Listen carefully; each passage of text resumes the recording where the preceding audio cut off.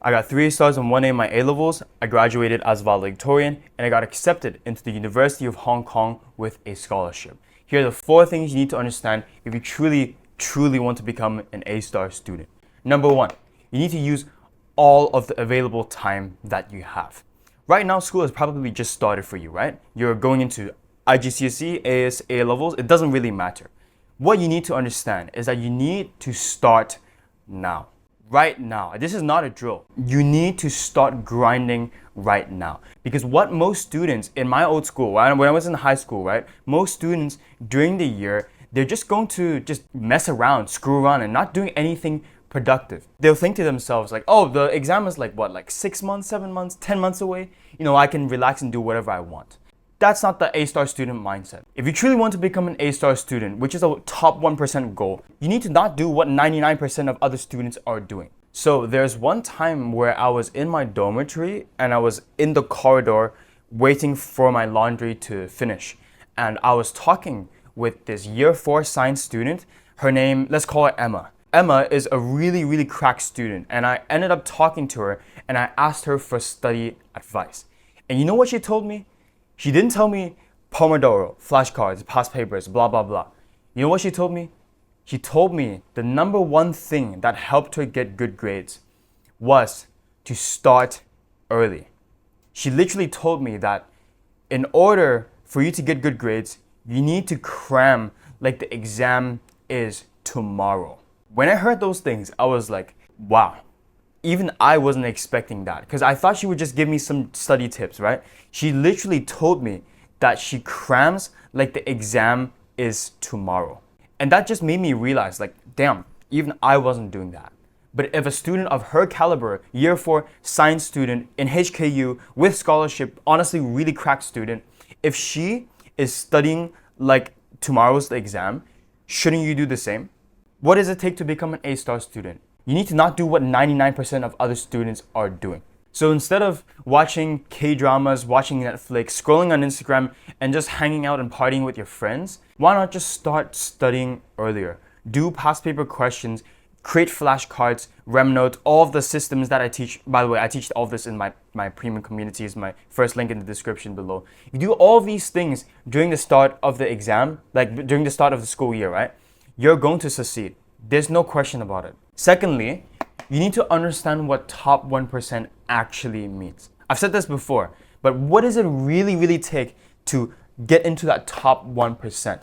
Because you want to get A's and A stars in your IGCSE, AS, or A-level exams, right? That's a top 1% goal.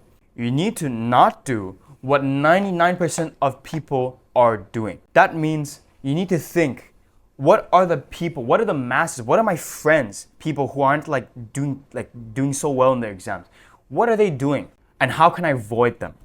I know this is gonna sound like a very asshole move, right? Like you're comparing yourself to others, but trust me, this is the price you need to pay if you really want to succeed. People think like being an A-star student is easy, like getting 3 stars and 1A in your A-levels, in some of the hardest subjects in your A-levels. People think that's easy. And I make it look easy. But the thing is, I sacrifice so much to get to this top 1%. For example, I never partied in high school. I never went out for drinking, social events, none of that. I barely had a social life. The only social life that I had was in year 12 when I was still playing video games with my friends on Discord. But even then, I decided one day I was gonna quit video games altogether. More on that later. So you need to be doing things that other people are, not doing. You need to not be in this masses. You need to get rid of this mindset that you are one of these people. No, your identity right now, if you truly want to become an A-star student, is you need to be in the top 1%. So that means you need to not do what 99% of other students are doing. I want to share you a little bit of an experience that I had. Honestly, I just remembered it a few days ago. So when I was in year 13 and I was locking in for my A-level exams, I was not studying in the same room as everyone else. In my high school, we had this designated study spot called the study room. It's like this really big room, probably like twice the size of a living room, and it can fit like 30, 40 students inside. I was not studying there at all. because most of the students there, they were on their phones playing Clash Royale, Brawl Stars, watching Netflix, scrolling on Instagram. Like there was one day I walked into that study room trying to find a place to study, but I just couldn't because everyone was so noisy. Everyone was talking and gossiping and doing anything but studying. So what did I do instead? I realized I should not be with the 99% of people, right? And I know I sound like an asshole for saying this, but you gotta do what you gotta do. So what I did was I asked my computer science teacher, his name is Mr. Kieran, I asked him, hey, are you free right now? Do you mind if I come into your room to study for 1 or 2 periods? And 95% of the time, he said yes. He's like, yeah, sure, Matthew, feel free, man. Like, he was so chill about it. And to this day, I still really appreciate it. But that's a thing that you must do if you want to succeed. There were many times where my friends would tell me, hey, Matthew, do you want to go play some music in the band room? And I would be like, look, sorry, I can't do that right now. I just got too much to study. And they respected that. They respected my time because I set my own boundaries. So you need to set your own boundaries as well. Point number 3, you need to create an imbalanced life. You know, when most people think of work-life balance or study-life balance, they're probably thinking in terms of 50-50. 50-50 is a myth. No A-star student is going to be studying 50% of the time and partying and playing video games or doing other useless activity 50% of the time. That's just not how it works.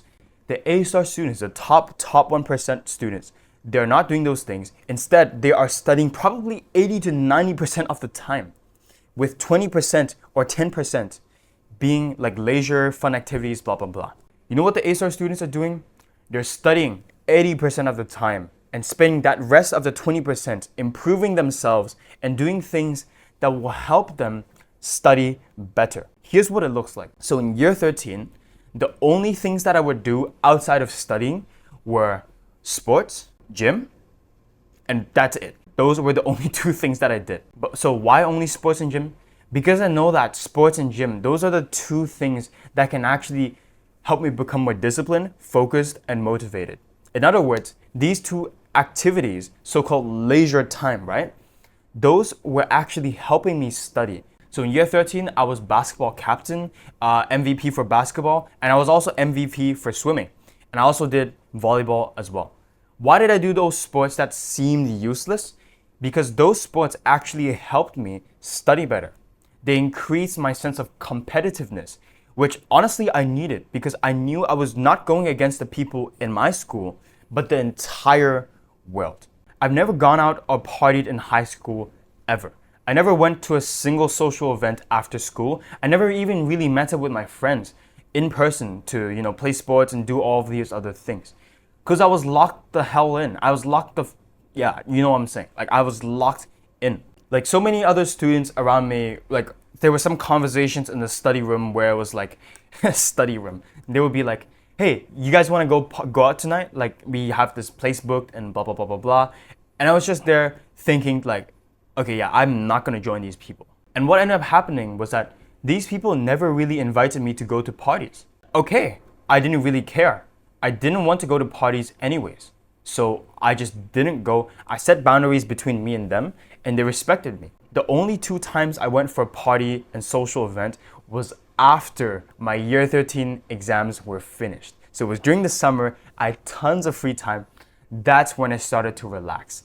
I went to a water park with some of my friends, had a wonderful time, and I did it risk-free because I knew I did well in my A-level exam. You know, in year 13, I actually deleted my video game accounts. This is a story I've never really told anyone.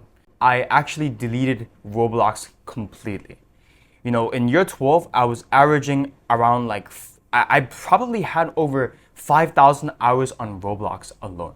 Because I was playing games like Deboken, Blox Fruits. If you know what those are, then you know exactly how addicting they are, right? All those other Roblox tycoon games, Build a Boat, Natural Disaster, you know what I'm talking about. All those super addicting games, I would play with my friends basically like every single day. I even bought 800 Robux, like in-game currency, just so that I could, get better cosmetics, look better, and, all complete vanity. So one day I was like, you know what? Screw this. I am not gonna play Roblox anymore. So one day I was like, yeah, screw this. I don't want to play Roblox anymore. I don't want to waste my life away, right? So one day I was like, yeah, screw this. I don't want to play Roblox anymore. I don't want to waste my life away. So what did I do? I went to my account, clicked the settings bar, clicked delete my account, clicked confirm, and within the next few days, the account was completely wiped out. All of my Robux, all of my in-game currencies, all of the bullshit that was holding me back, I deleted it all from my life. Guess what? I never touched Roblox until I finished my year 13 exams. Let me ask you this question again. What does it take to become an A-star student? What it takes is that you need to not be doing the stuff that 99% of other people are doing. What are the 99% of things that other people are doing? Playing video games, social media. Speaking of social media, I deleted Instagram from my phone when I was in year 12. At the end of year 12, I deleted Instagram from my phone completely. Mind you, I didn't delete my account like I did with my Roblox because I still need to message people and stuff, right? The thing is, I deleted Instagram app off my phone. What ended up happening was that I was so focused, so locked in. I never doom scrolled ever again. You know, I used the Instagram website, right? The Instagram website is like absolute trash. You can't even scroll in reels like even if you wanted, right? So what ended up happening was that I just never touched Instagram for like the next few months again. You know, I still went on the website, messaged people, looked at people's stories and posts, but that was about it. It took like what, 5 to 10 minutes of my day. So when I say you need to develop an imbalanced life, it means eliminating all the things that are not getting to you to your goal. Point number 4, you need to learn how to learn. This is something that most students don't really understand because they think that they can just do as many past papers as possible and get good grades. Yeah, that's actually one part of the equation that there's like so many other parts of the equation that school never teaches you. So in year 12, what I did, instead of grinding out as many past papers, reading my notes and doing all of the other things that 99% of other students were doing, I went on the internet. I researched the best study methods, the most evidence-based study methods, and I implemented them into my own studying routine.